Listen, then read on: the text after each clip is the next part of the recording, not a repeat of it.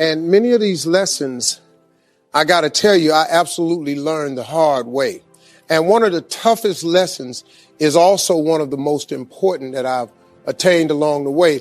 It's a lesson that everyone watching can benefit from.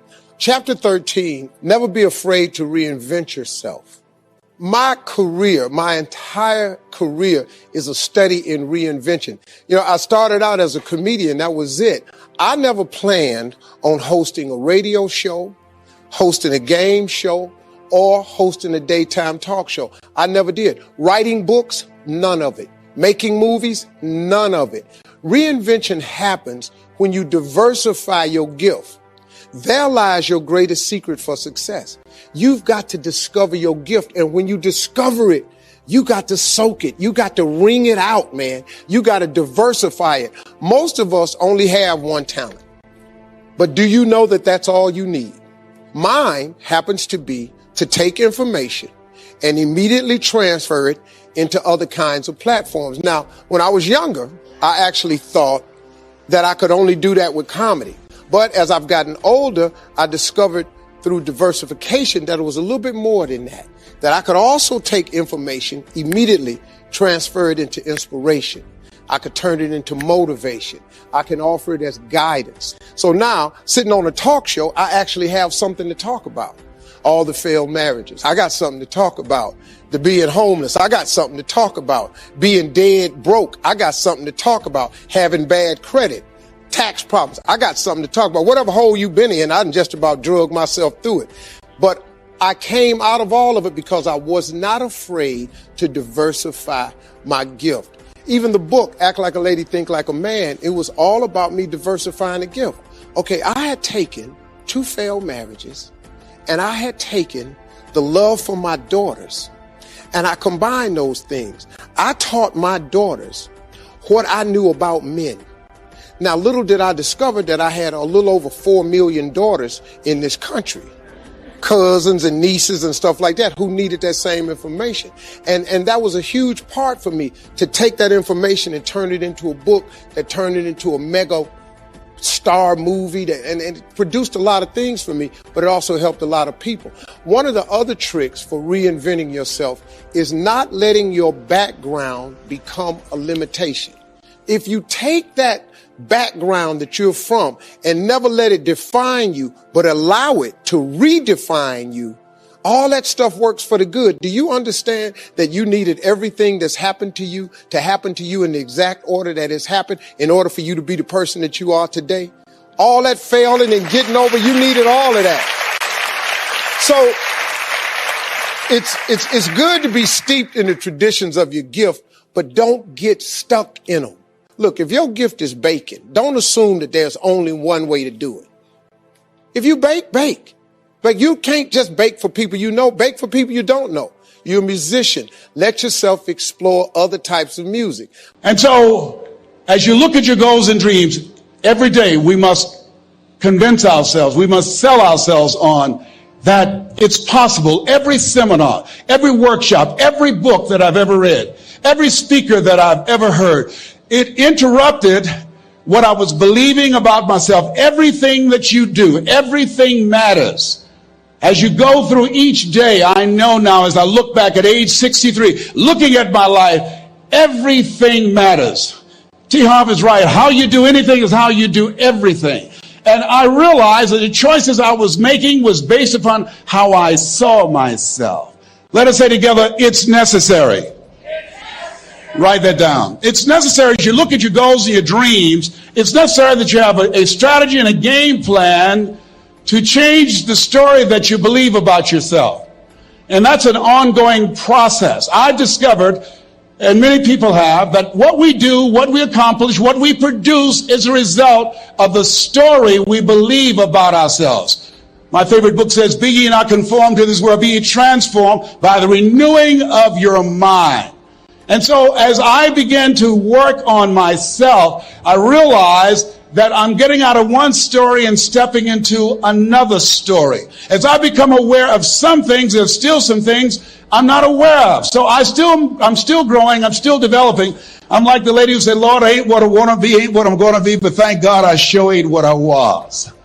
But I realize that you have to work on yourself on a regular basis, and write this down, for mental mindset. For mental mindset and stamina.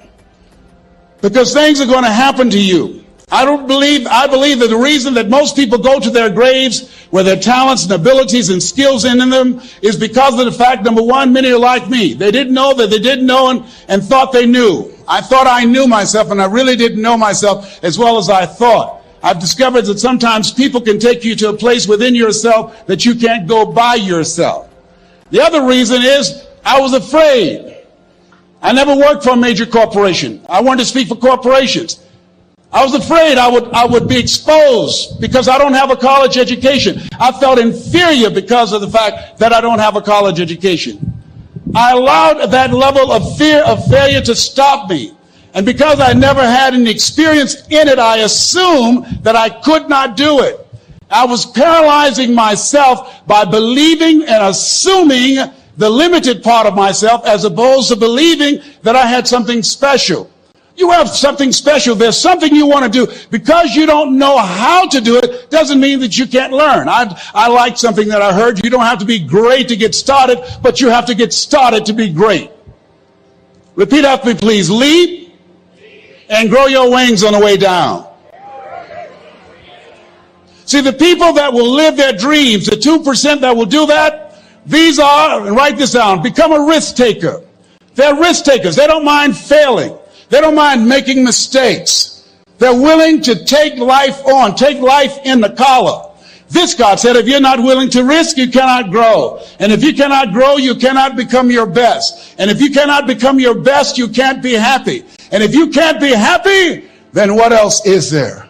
I like what Helen Keller said. She said, life is short and unpredictable. Eat the dessert first. Here's something else. Write this down. Make it important to become financially independent. You know, people say money won't make you happy, but everybody want to find out for themselves. A friend of mine, Rita Davenport, said money's not important, but it's right up there with oxygen. And let me tell you something, fellas, even if you're as homeless as I am, you got some money, some women will find something cute on you. Oh, he's got eyelashes like Tom Cruise. He's got to walk like Denzel Washington. You know, I used to be so broke I'd walk past a bank and trip the alarm. Creditors would call a house and my children would answer the phone and say, my daddy say he's not home. Repeat after me, please. I'll never be broke again. Never, never, never. Yeah, see, ladies and gentlemen, it makes a difference. The only time I really appreciated having money was when my mother became ill. I was a state legislator in Columbus, Ohio from the 29th House District, Whitehall in the Upper Linden area.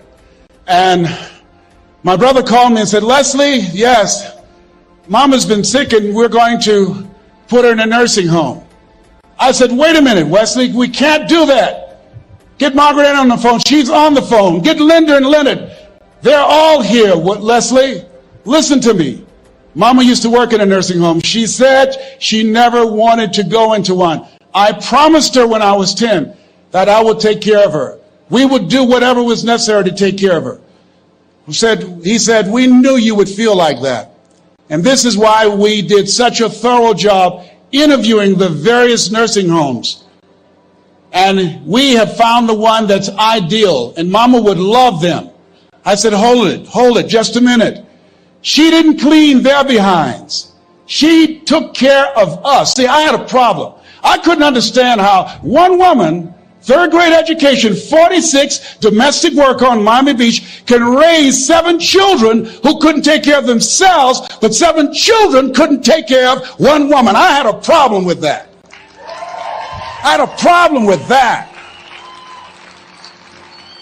So I resigned from the Ohio legislature and I went back to Miami to take care of Mama. And I'll never forget taking her to Jackson Memorial Hospital.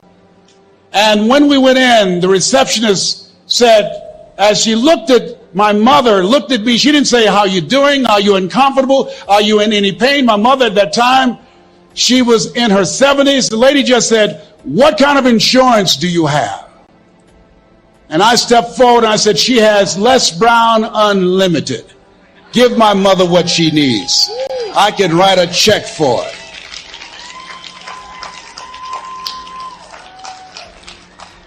It gives you choices. It determines the difference in life and death, ability to afford health care, the quality of education that you can provide for your children, the ability to make a difference in the community.